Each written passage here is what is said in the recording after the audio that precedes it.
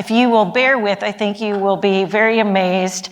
I will tell you that during our Mars Innovation Challenge, we had to go through several rounds of judging, and it nearly got down to the sort of Michael Phelps Olympic finish kind of thing with, .001 of figuring it out. I will tell you that there are so many videos that we're going to make them public so you can see them and watch them. Because again, as I said earlier in the week, kids do not disappoint you. The world is wildly, wildly optimistic because of the good work. It's like in this room right now with some of my students, I know that they're going to be aerospace engineers. They're going to be Lucia, the astrophysicist. There's going to be Lucas, who's interested in EDL, entry, descent, and landing, and he knows that at 10. So we have to start younger. But these young men are in high school.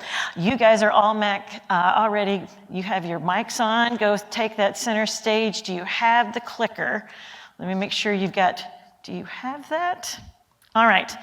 If I could have someone backstage, please bring them the pointer for your presentation. While we wait on that, this is probably an apt time to present. There you go. Thank you, good sir. So we'll do things a little differently, and for anybody watching around the globe, I've learned a lot. This is the first time that we did a global kind of contest here at Explore Mars. We had 217 students, 19 countries, and the most marvelous innovations. Next time, we'll do a prize in each age group. We did K through 2, 3 through 5, 6 to 9, and then 10 to 12. These guys ranged in the 10 to 12 category, so let me read. In recognition of your outstanding contribution to the 2023 Mars Innovation Challenge, Explore Mars is proud to present you with this certificate of achievement. Your brilliance shines as a guiding light for future generations, proving that with imagination, creativity, and boundless curiosity, we can achieve the unimaginable.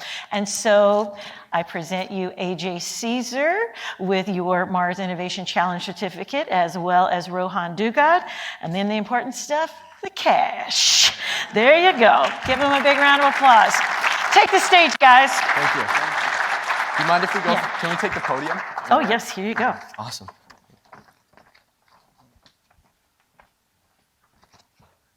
Hello, everyone. As Janet mentioned, my name is AJ Caesar.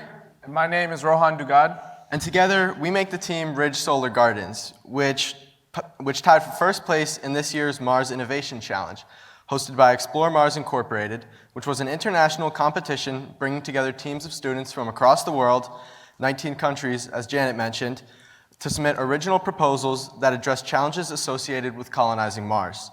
We're super excited to share with you a brief overview of our project today, which addresses the challenge of growing and storing food on the red planet through the use of hydroponics and cryo-freeze technology. Also, I'd just like to point out that all the CAD models you will see in our presentation are original, created by Rohan using Onshape software. Thanks, AJ. Both AJ and I have had a deep fascination for space travel for a very long time now.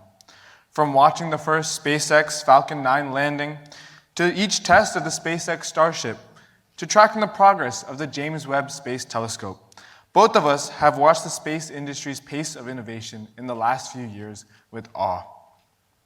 We hope to continue working together to solve some of the biggest challenges associated with space colonization in future years.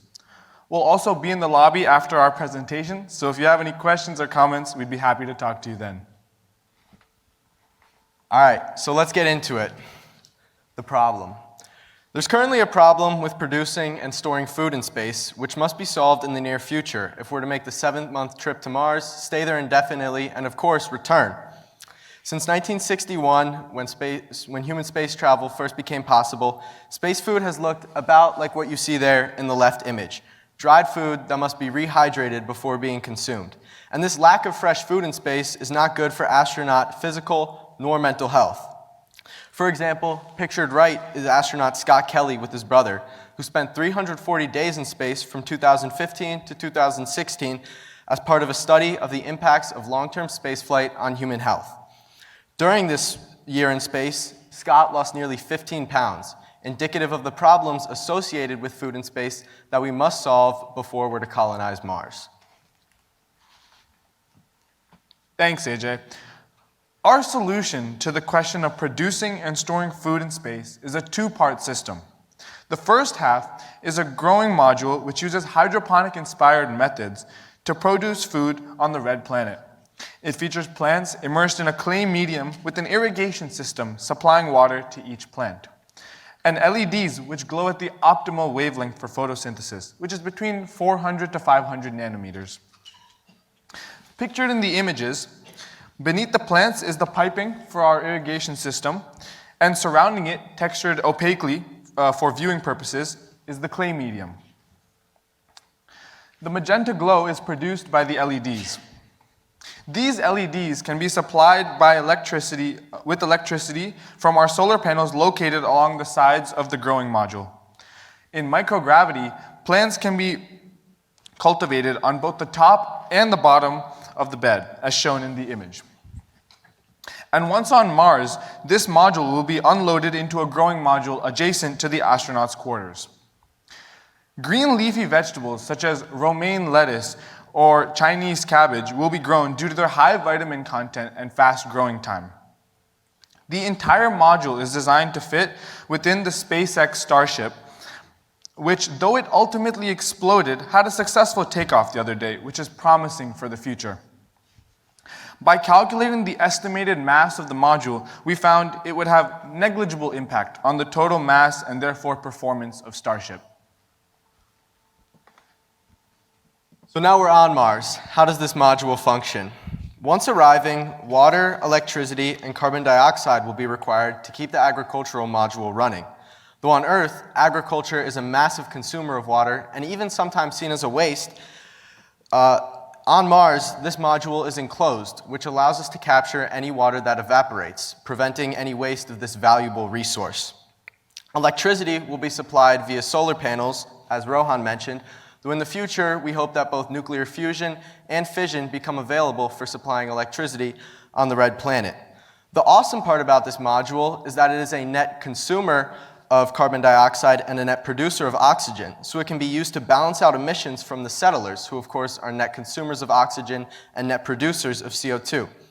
The settlers will also have access to the module as a place to socialize, work, or even exercise, as Rohan will go into depth with next, since green space has been proven through numerous studies to have many positive psychological benefits, helping to reduce the stress of life on Mars.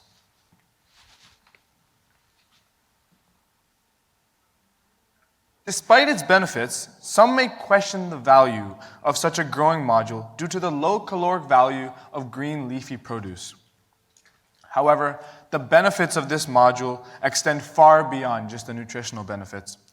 A study in Denmark, pictured on the left, found that increased exposure to greenery dramatically decreases the chances of developing a psychiatric disorder. Having access to the agricultural module on Mars, inhabitants would find it a place to socialize, meditate, or even exercise, providing ample benefit to their minds, which will most definitely face strain during the stress of extended spaceflight and life on Mars. So we mentioned that our solution to both growing and storing food on the red planet was twofold. And the second half of our plan, which more addresses the issue of storing food on Mars, utilizes a new and up-and-coming technology labeled cryofreeze technology, which has to do with freezing organic matter at extremely low temperatures to best preserve its natural quality. While freezing food on Mars may at first seem like a massive expense of electrical energy, which is going to be a very rare resource initially, Rohan and I realized during research that we can let Mars do this work for us. The average temperature on the red planet where human settlements are planned is about negative 61 degrees Celsius, far below the threshold required to safely freeze food. So by creating essentially a walk-in freezer, which unlike the astronauts' living quarters or the agricultural module is not thermally insulated from Mars's outside cold temperatures, we could let the cold of Mars freeze food and store it for us for indefinite periods of time. Pictured on the right is our CAD design for what this cryofreeze chamber would look like, with hexagonal containers that prevent cross-contamination between different types of food. As you can see, like the agricultural module, this cryofreeze chamber has a cylindrical shape, which was designed so that it can be brought to Mars aboard a Starship or similar rocket.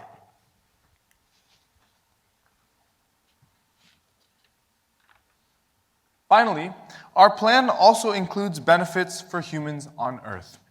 As our agricultural module serves as a model for what agriculture can one day look like, not only on the red planet, but also on our home planet, as reduced space and the impacts of climate change take a toll on the agricultural industry. For example, in the future, existing technologies such as vertical farming or hydroponics could take inspiration from our innovation.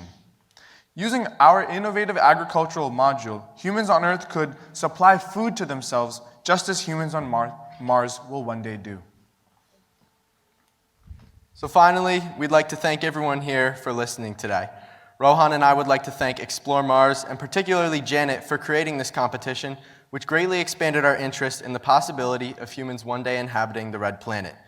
We would also like to point out that our idea is still very much in its early stages, and we would love any advice that academic or industry professionals out in the crowd have to offer us.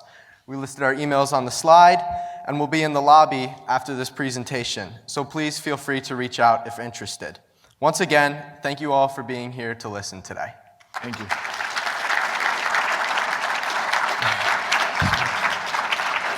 Bravo and well done. Bravo and well done. Yeah, don't leave this kind of stuff laying around.